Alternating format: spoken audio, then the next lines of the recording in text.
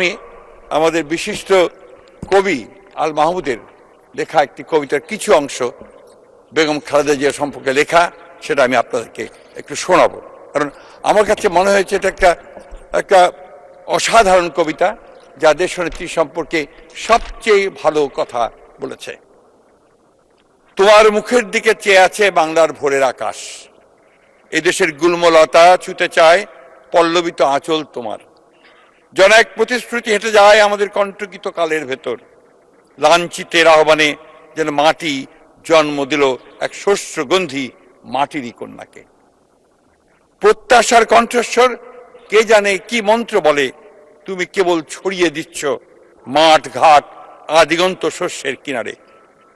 আমরাও সাক্ষ্য দেব, হ্যাঁ আমরা একথা দেখেছি মাতাকে এক অনিশ্চয়ই সাঁধারে দাঁড়িয়ে আলোর ডানার মতো মেলে দিয়ে ব্যাঘ্র দুই বাহু 11 কোটির মাঝে নেমেছিল বিদ্যুৎ বিভায়। কখনো ভুলো না যেন তোমার ঘুমটায় আছে মানুষের আশার বারুদ। ভুলো না তোমার বাক্য প্রতীক্ষিত নিঃশ্বাস জাতির অবিচল পিঙ্গলাক্ষী হে মাতৃকা, মানুষের আশাকে জাগাও। তিনি জাগিয়ে তুলেছিলেন সেই আশা।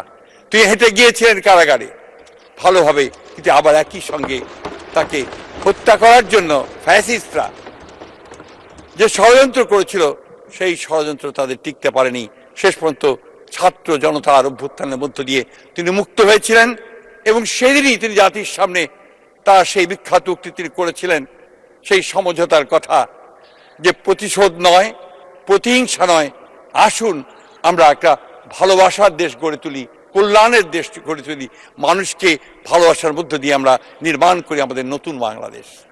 ধন্যবাদ মাননীয় স্পিকার।